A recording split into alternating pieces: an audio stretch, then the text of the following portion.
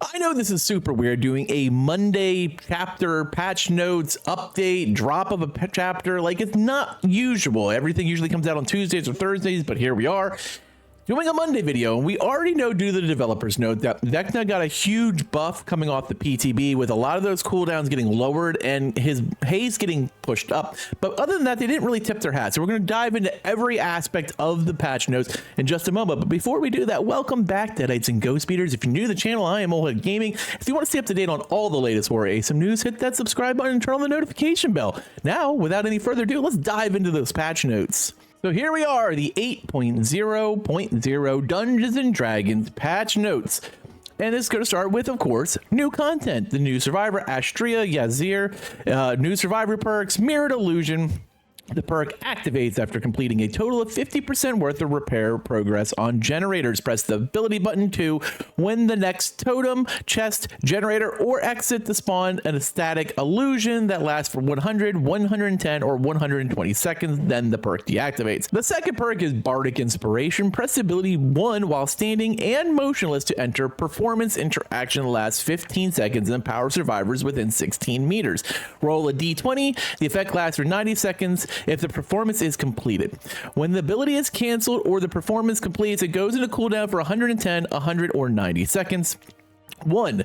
You scream, but nothing happens. 2 to 10, skill checks give +1 progress. 11 to 19, skill checks give +2% progress. And 20, or a perfect roll, skill check gives +3 progress. Still sight. After standing still for 6, 5, or 4 seconds, this perk activates. Until you start moving in, you see the aura of the killer as well as the generators and chests within 24 meters of you. It's interesting perk. Like, it's not the best, but it does give a lot of information. So I'll be interested to see how this all plays out with Aestri when we get on the actual live chapter later tonight.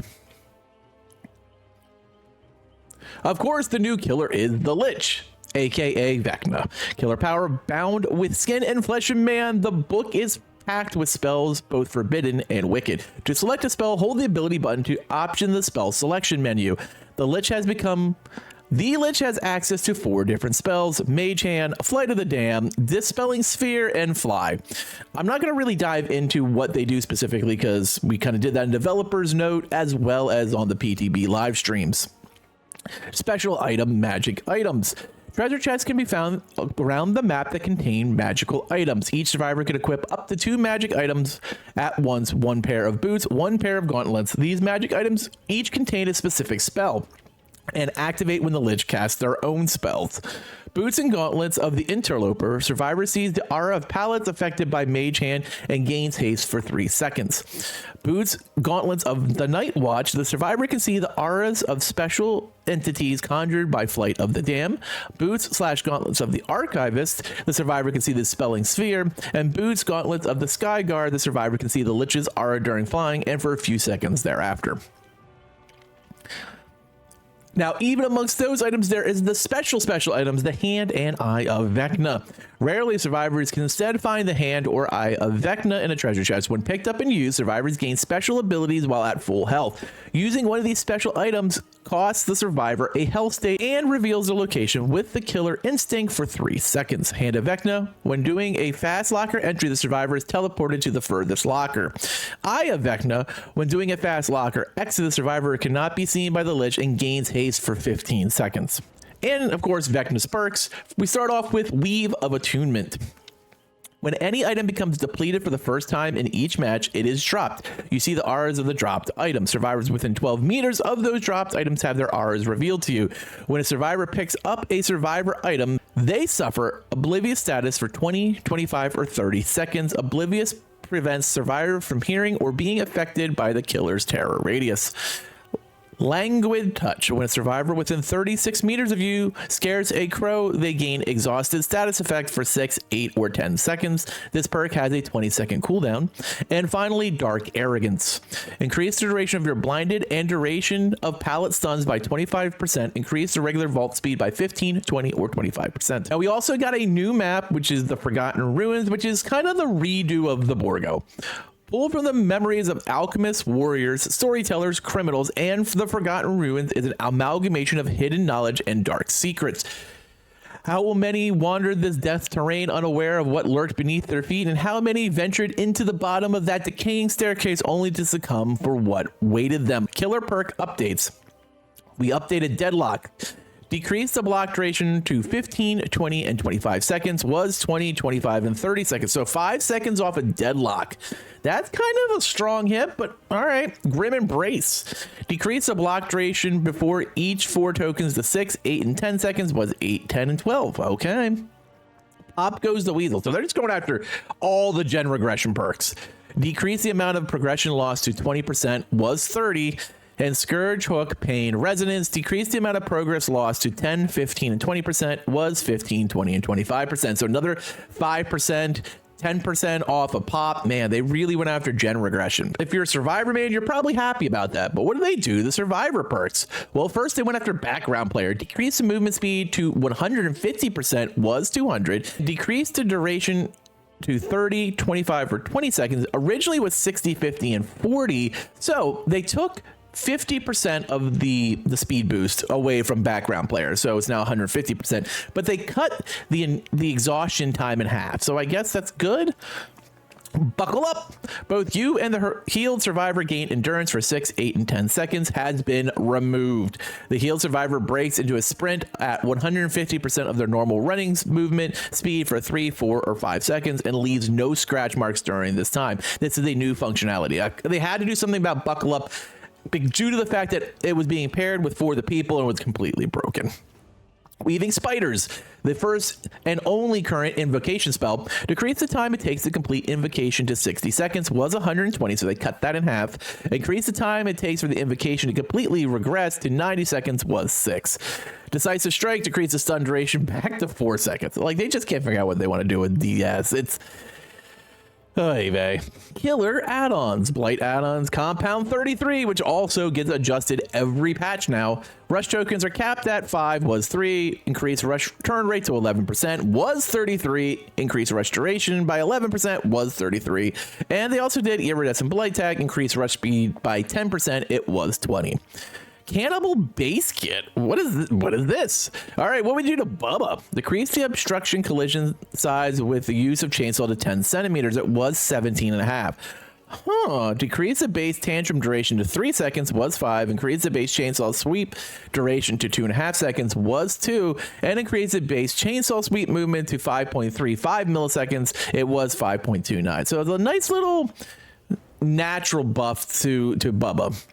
We also went after and did some add-on work as well. Award-winning Chili increased maximal chainsaw sweep by 0.2 seconds per spent charge. Was 0.5. Chainsaw File decreased tantrum duration by 0.25. Was 0.5. Increased maximum chainsaw sweep duration by 0.15 seconds per charge. Was 0.25. Homemade Muffler decreased tantrum duration by 0.5 seconds. Was 1. Nice Scratches increased chainsaw sweep movement by 1.5%. Was 2. Increased time required to charge the chainsaw by 10%. Was 12. And finally, Beast Marks increased chainsaw sweep movement by 2%. Was 3. And increased time required to charge the chainsaw by 12%. Was 14. So basically, what we've been seeing a lot with killers lately is when they change something to their base kit, they basically just balance out the perks for what was already given in the base kit. And that's all we're seeing right here.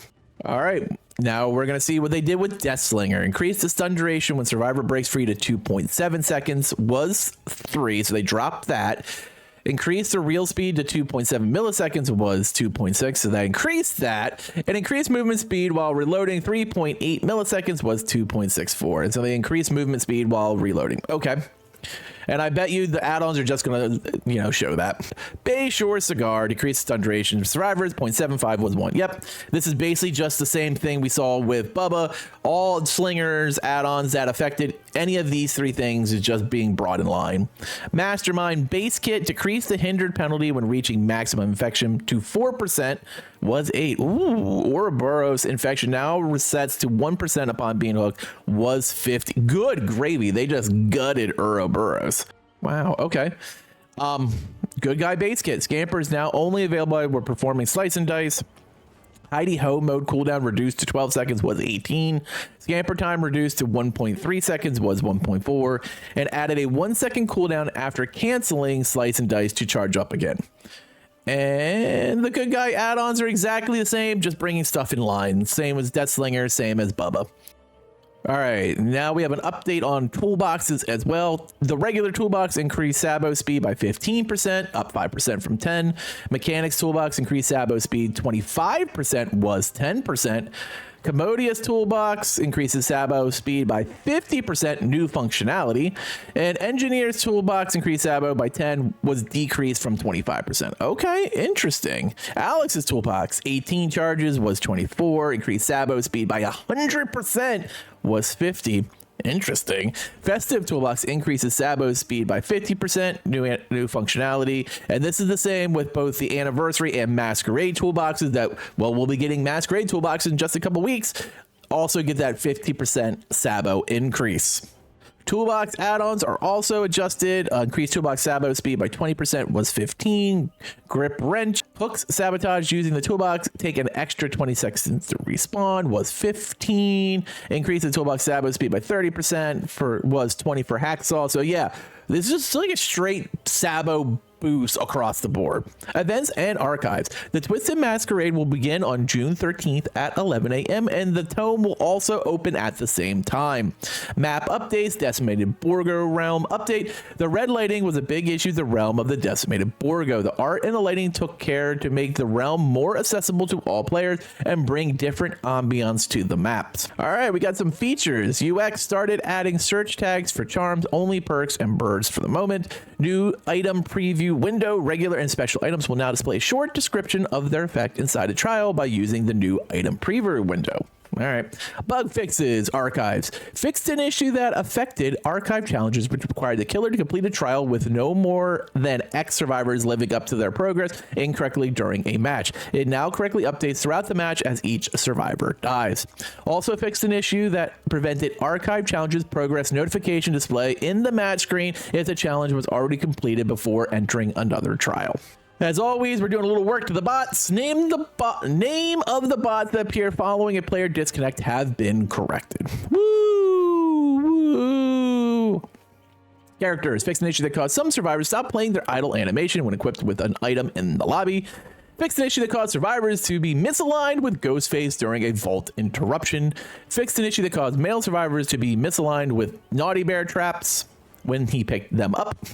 Fixed an issue that caused chains from the Cenobite portals to not be dismissed when the Cenobite teleports to a survivor, solving the box.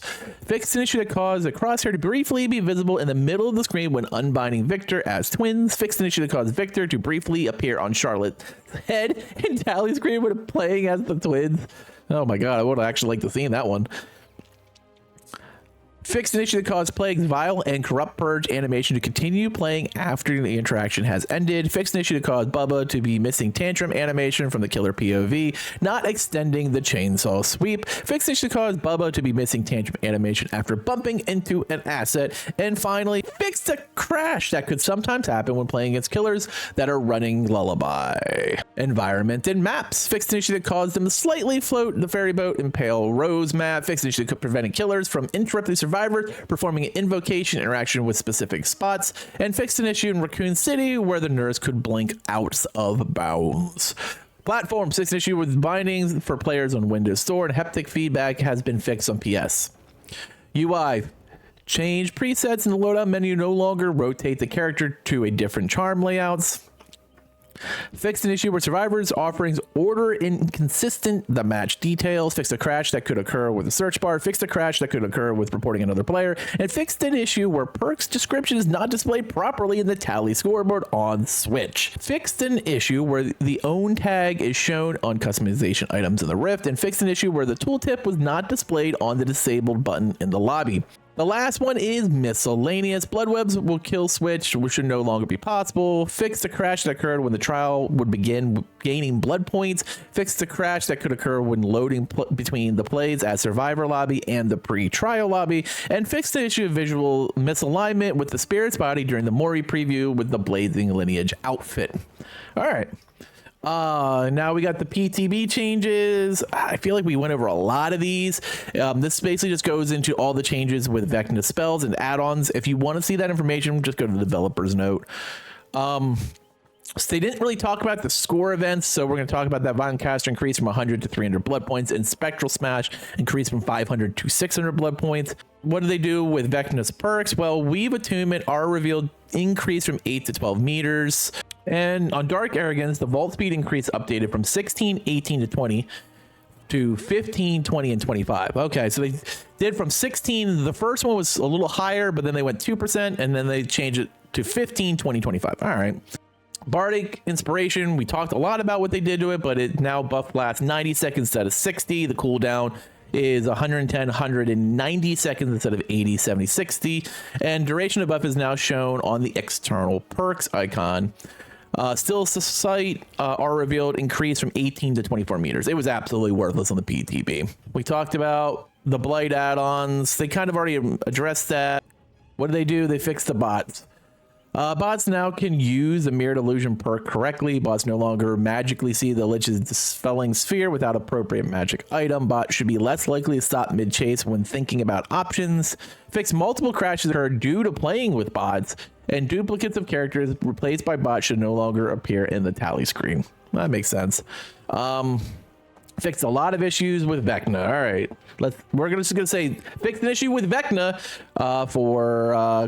to lose collision with survivors while selecting the charging of spells, to lose collision with survivors during fly, to lose collision with crouching survivors after a fly spell, to potentially get stuck if the fly spell ends out of the top of a vault, to be unable to avoid being flashlight blinded after having fly or flight of the damn spells, to display an active cooldown, the spell selection screen when quickly canceling any spell, fix an issue that caused survivors to remain stuck in grab animation for a few seconds after being interrupted during the mimic chest escape interaction, fix an issue that caused dispelling sphere loop sound effect to be too loud on the survivor and killer's perspective, fixed an issue that caused Blood Burst VX to appear at the feet of a male survivors when attuning with the Eye of Vecna. Fixed an issue that caused magic items to lack dissolve visual effect. Fixed an issue that caused Vecna to lack a dissolve visual effect. Fixed an issue that caused spell indicators visual effect invisibility to remain lit during or after first cooldowns. Fixed the Vecna issue that motion trail VX offset during multiple interactions. Fix an issue that caused the Eye of Vecna invisibility locker smoke VX to be only visible for the survivor fast exiting the locker. Fixed an issue that caused blood drip VX for the Lich wipe animation to offset. The Lich no longer speeds up briefly when casting Flight of the Dam or Dispelling Orb, and Lich's Flight of the Dam hitbox is now correctly lowered when using the Iridescent Book of Vile Darkness add-on. What do they do with perks? They fixed an issue that caused Bardic Inspiration music to play indefinitely when failing a dice roll. Fixed an issue that caused Bardic Inspiration perk animation to continue when a survivor is down during the interaction. Fixed an issue that caused Mirrored Illusion Husk Disillusion Smoke VX to remain longer than intended. Fixed an issue that caused survivors' auras to be revealed when swapping a handheld item with an item inside a chest where the killer had Weaved Attunement perk. Fixed an issue that caused the Weave Attunement external perk icon not to be displayed. And fixed an issue that caused Languid Touch external perk icon not to be displayed. And finally, we got some miscellaneous stuff. And this wraps up the patch notes. Pretty straightforward on this one. Buying multiple characters too fast should no longer crash the game. Fixed an issue that caused smoke flickering pallets in the Forgotten Realm map. Fix an issue that caused trap killers to unable to be used their powers at the entrance of the main building at the Forgotten Ruins map. Fix an issue that caused Victor's sound effect to keep looping after survivor shoves an open locker by Victor when playing against twins. Fix an issue that caused Dredge and survivor to get stuck in a locker if another survivor tried to hide in the same locker during the Dredge teleport.